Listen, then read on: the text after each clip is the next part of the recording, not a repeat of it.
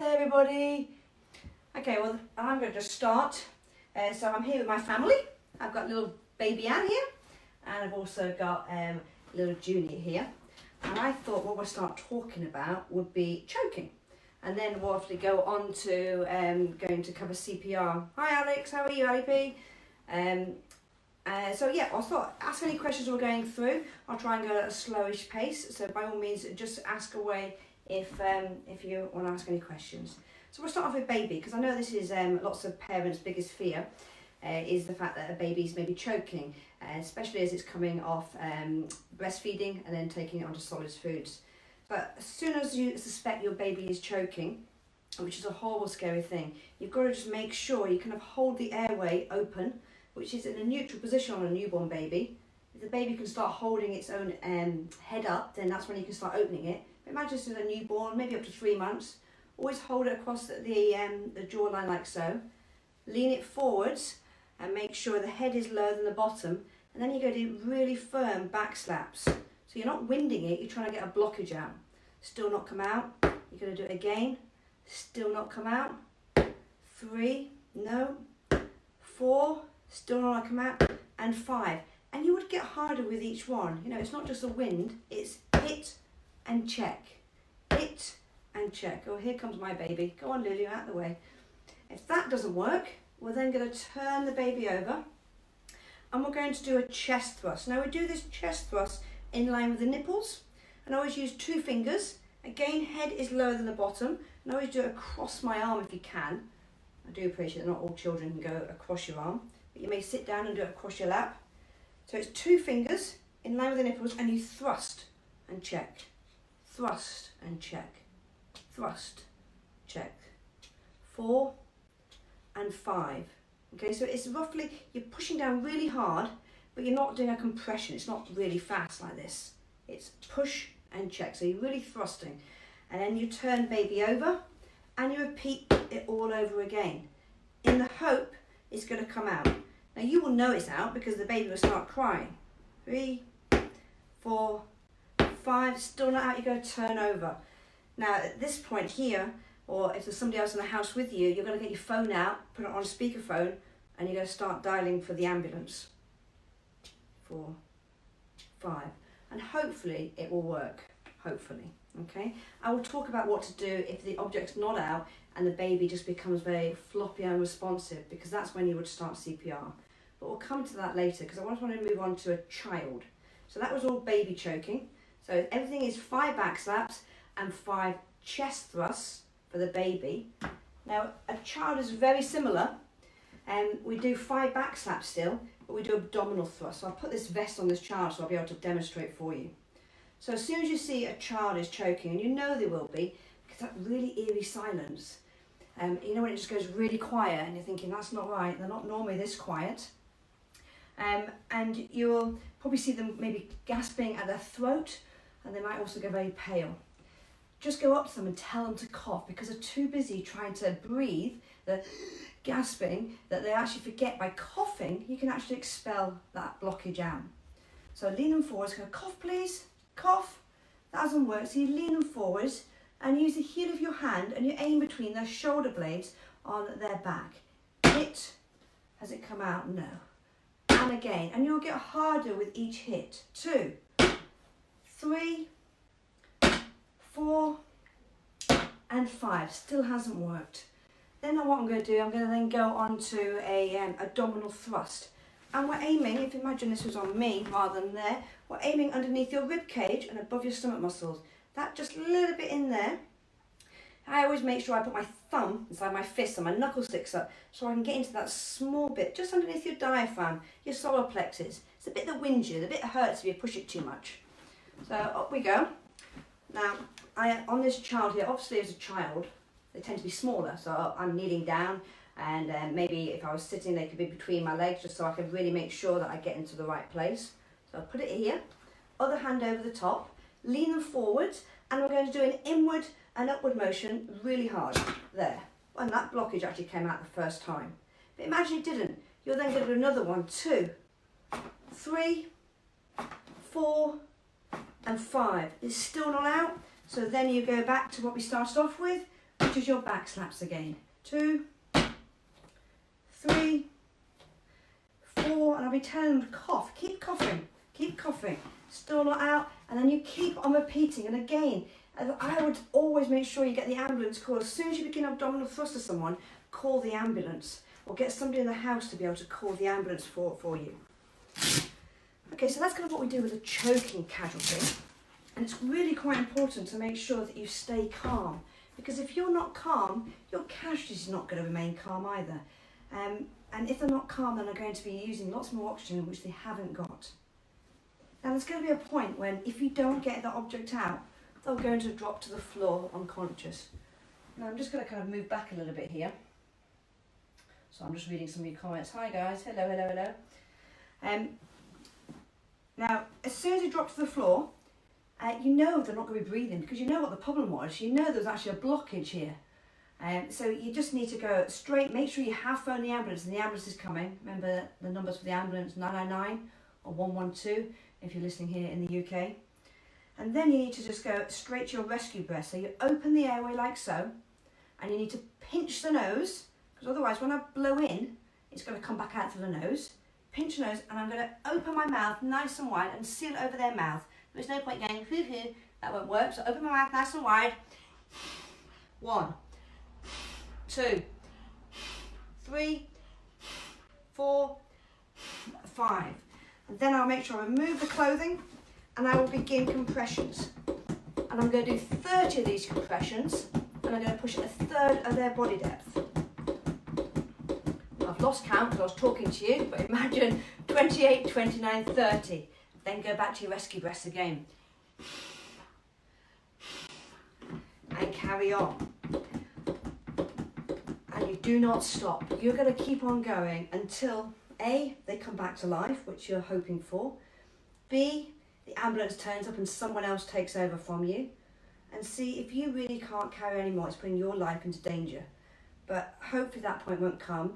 I live in London. I know if I went outside my door and I shouted help, I know somebody will come helping. I can definitely hear the neighbours when they're talking or shouting. So I know if I shouted loud enough, somebody will be able to come and help. And I know what to do, so I will be able to guide them and tell them what to be able to do. Now when you do the compressions, as I said, it's 1/3 of their body depth. Now if you can't do it with one hand, you might need to use 2 hands, and that's fine, don't worry about it. You just need to make sure you're effective with your compressions. Now some of you might be thinking, why on earth am I going to do rescue breaths if they were choking? The reason why is because maybe you can get air down the side of where the blockage is, or maybe you can blow the blockage down further. There's nothing else you're going to do. We're not going to be doctors, paramedics, nurses. We are just making sure that we can try and get this body back to life, or at least keep them alive until the ambulance can come and give advanced care, which is what they're going to need. Okay, so that was CPR on a child. Does anyone have any questions at all about that? Anything at all? If you do, just stick a comment in. Just moving a bit closer.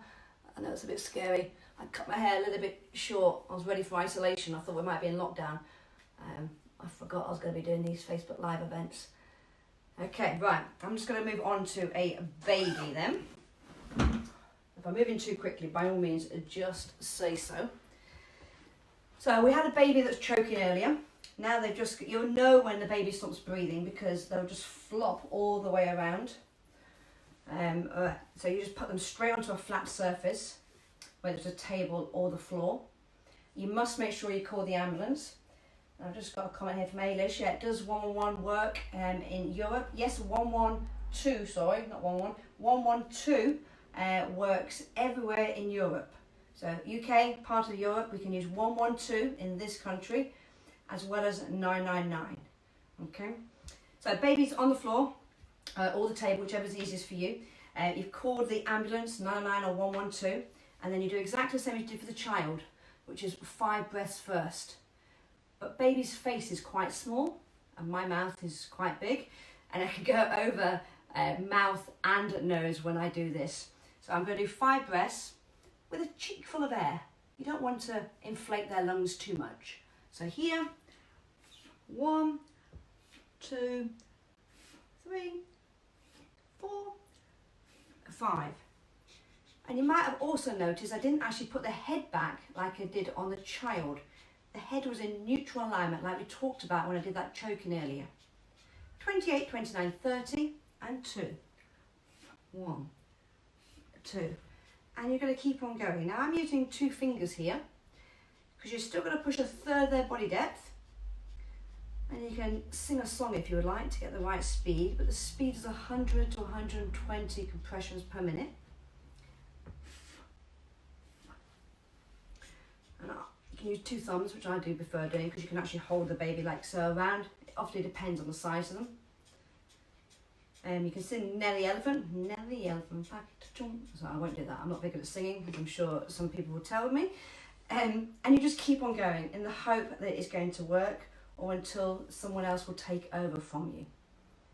CPR is so important to be able to do. I'm going to sit a bit closer to you so I can read what you're writing at the moment. There we go. It's really important to make sure that you keep that heart pumping. So the reason we're doing CPR is because the heart has stopped. So we need to be able to pump the heart in order to pump the blood around the body, which is going to be pumping the oxygen around the body. So we just think of it as basic mechanics. The heart's not working, we need to get it working. So we're pumping in order to keep them alive. Now on a child and baby, you're probably going to get them back to life. All they needed was some oxygen. Yeah, so you just give them those oxygen with those 5 breaths to begin with, and then you're going to do 30 compressions and 2 rescue breaths, and you're going to keep on going. Now when you do call the emergency services, just put it on speakerphone, leave it next to where you are, and they will talk you through everything. So don't panic. They'll be on the way at the same time as someone's talking to you, guiding you through what you actually need to be able to do. Okay, does anyone have any questions about what to do? I thought maybe next time we can talk about first aid kits, like what to put in a family first aid kit. This is kind of like a workplace first aid kit, but it's really important at this time, especially at this time, when the ambulance services are under pressure. And if we know what to do in an emergency, we can actually be the person that saves their lives. It's so important to be able to start CPR as soon as they go into cardiac arrest, as soon as they stop breathing, not to wait for those paramedics, not to wait for those ambulance services to come. And due to this pandemic, the ambulance service is going to take even longer to be able to get here. So you must know what to do, and you must stay calm and start the treatment. Okay, a few questions I've got here. So with a baby, when you go and phone the ambulance, let's say, most of the time I know I have a phone in my pocket, most of the time, but if you're at home you might not, and especially maybe if you're in the bath, or maybe, hopefully it will never happen because you'll never leave your baby or child in the bath alone, but let's just say you just turned your back for a split second and face down in the bath, and you might not have the phone on with you. Make sure you do 3 cycles of CPR before you then go and leave them to go and call the ambulance, because all they need is oxygen. You can probably just pump it around the body and get them back to life. And if it hasn't worked after 3 cycles, you're going to take that baby and you're going to run to that phone carefully, making sure you don't hurt yourself, and you can probably carry on CPR in your arm as you're going to find your phone. Children as well, if you can lift the child up while you make your way to the phone, then that makes sense because it means you don't need to go back again.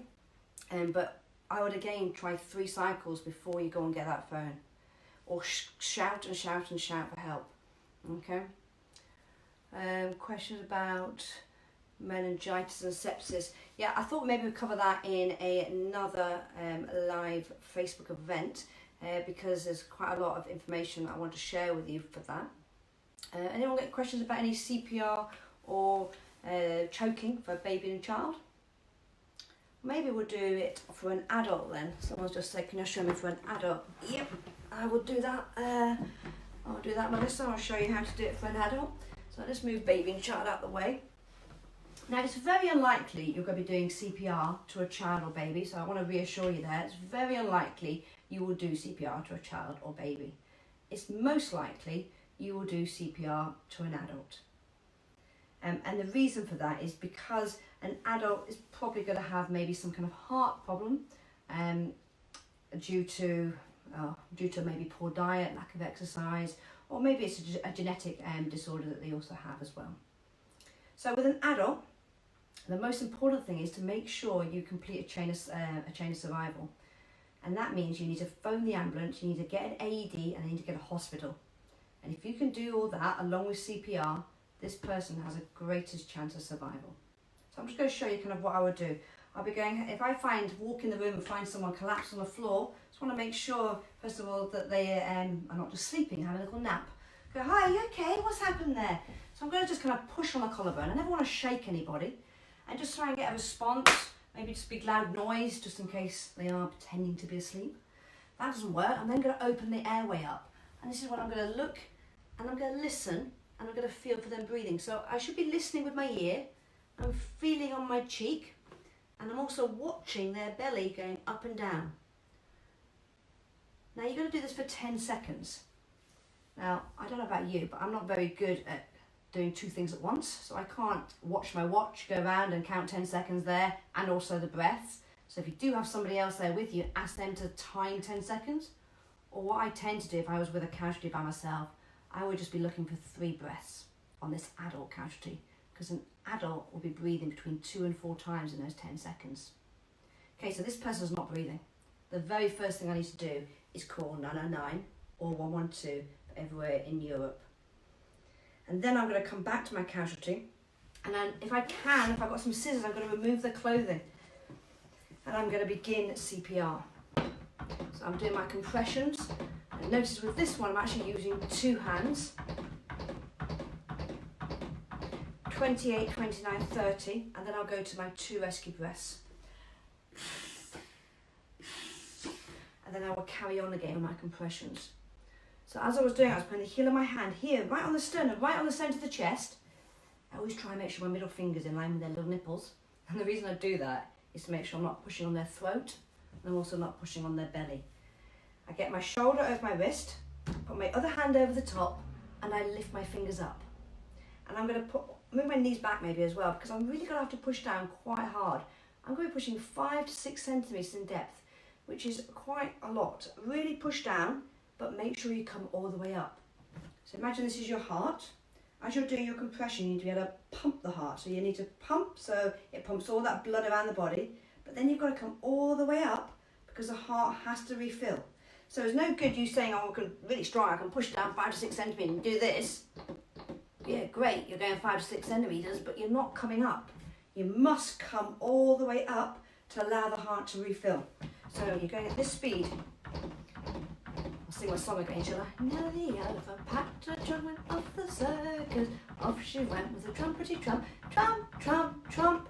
If you sing that one twice, that's exactly 30 compressions. I won't sing it again, don't worry. Then you go to the airway, tip the airway back, so 2 fingers underneath the chin, tip the head back, so it's a chin lift, head tilt, pinch the nose, open the mouth, and breathe in, and straight back on that chest. You do not want to be off that chest for anything longer than 5 seconds. This bit here, the compressions are the most important thing. Now let's say it wasn't in your home, you know, maybe on that time we go out in the morning for that exercise, making sure we social distance ourselves from everyone else. It might come across somebody maybe that's collapsed in the park. If you really don't want to put your mouth on them, don't. Just do compressions and keep on going non-stop. But you've got to make sure you get the ambulance there, and you've got to ask somebody to get you an AED. And we'll talk about an AED later on in another Facebook Live event. But you are keeping them alive. You are the one that will be the lifesaver. Okay, any questions? Hi everybody. Hi Neil, Uncle Neil. That's my uncle. Hi Juicy. How are you? How's your little baby doing? Is there anything I can help you with? Any questions, queries you might have? Kind of what I've talked about really is kind of extremes of ages. You know, so a baby is up to 1. Now, I don't have children. My child is my dog. But this baby here will be up to 1 year old. Now, some babies are quite big babies. You might find a 9-month-old baby, you can't really do 2 fingers to them when you do your CPR because it's not as effective. And that is fine. You can then treat it as you would do a child, which is by using 1 hand when you do your compressions. Now, textbook-wise, they say a child is up to well, 8 years old. But don't worry about the age of them. It's all about you being effective when you do compressions.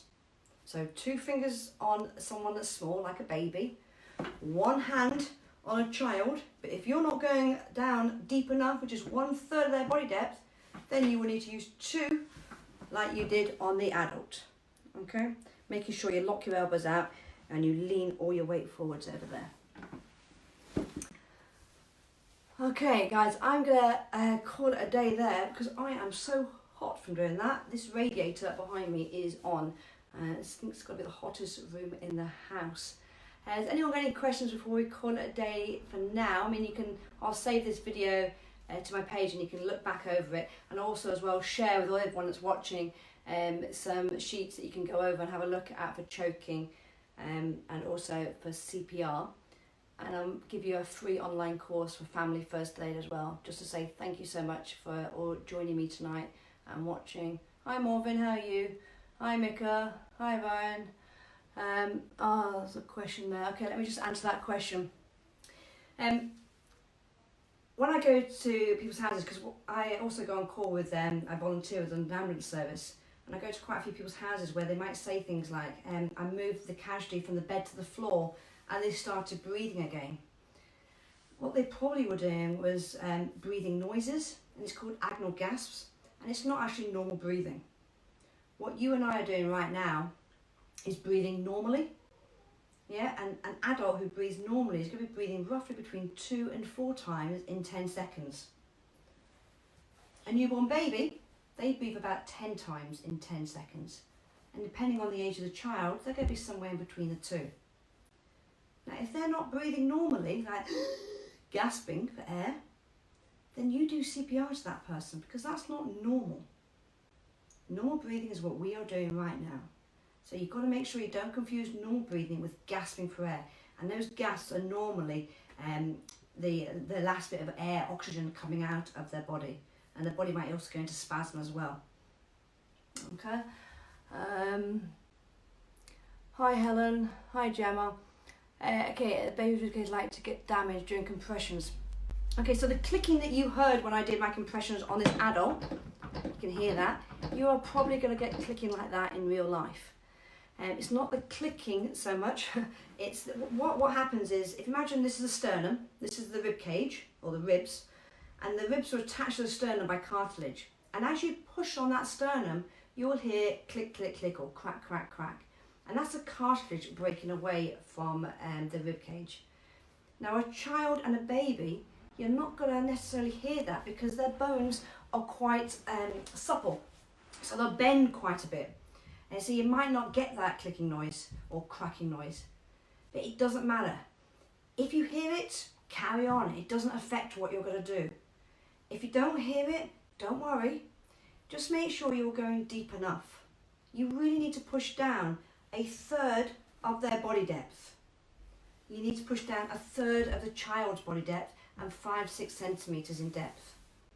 Okay, so keep pushing. There is no evidence that says going too deep is doing any harm. But if you're just tickling them and not going deep enough, you're not doing any good. Now, the only issue, as I mentioned before, was if you go too deep and don't come all the way back up again, then that's not going to be any good either. So you've got to push down deep, but come all the way up so the heart can refill. Hopefully that answers that question for you. Let me just get close so I can see everyone else's. Rib rate, yeah, just answer that one. Anything else on there? Yeah, take baby with you if baby's choking, yeah. Yeah, I think I've probably answered all your little questions there. So CPR, it saves lives. If you can start CPR as soon as you witness someone not breathing, the chances of survival are greatly increased. If you can get an AED there to a child, an adult or a baby, again the chances are greatly increased. And statistically, if you can get an AED there and you begin CPR in the first 4 minutes and you call the ambulance, then the chance of survival are going to be in the 80s. When I say survival, I mean a good quality of life. If you wait 8 minutes, then the chance of survival are already down to their 40s. So the sooner you get an AED there, especially for the adult casualty, the better. For a child and baby casualty, you just need to start CPR and give them some oxygen, as well as calling the ambulance. And of course you're going to ask for an AED as well. And I'll talk more about how the AED works on children, adults and babies a bit later on.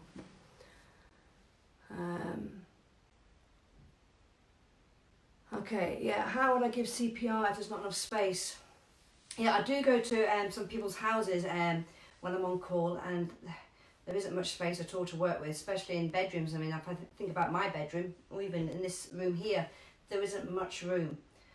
So let's imagine this person was lying in bed for this adult. I'll just move back a little bit. You need to be able to get this person to the floor. Maybe grab the corner sheets of the bed and put them on the floor, making sure you catch their head. I would turn the bed on its side as well if you can. Some beds you might not be able to. But you might need to adapt. So I'm showing you how to do CPR from this position here, but you might not be able to because there might not be enough room either side. You might need to go to their head, and you might need to be able to do CPR this way. I'm pushing down here. Yeah, again, that might be a bit of a struggle as well. And you might start to feel tired. You might even want to stand up, be able to lean in. You just need to make sure that when you are doing CPR, you are effective doing it. And you just need to work with the space. And if there's not enough space where you are, you need to either move things out of the way, or you need to be able to move the casualty out of the way. And of course, you've got to make sure you're safe when you're doing so. But just think, yes, you're doing CPR for this person, but as soon as you call the ambulance, you're going to get at least another 2 people, and hopefully more people in the house as well, if it was in your home, in order to do CPR to them. So you've got to think about creating space for them. And you need to make sure they're naked. This guy's got a little t-shirt on at the moment. You do need to make sure they are actually naked as well, because they're going to come on and give them AEDs on there. They're going to start giving them drugs. So yeah, you need to make sure that there is enough space around to create that space. And we'll talk about more about planning for an emergency later as well in another Facebook Live event. Guys, I want to say thank you so much for joining me. It's my very first one. I'm quite nervous. So thank you. It'll all be on there for everyone to watch later. And if you've got any more topics you'd like me to cover, I'm going to try and do this every night this week. Okay, thank you guys. Enjoy your Mother's Day evening. Speak to you later.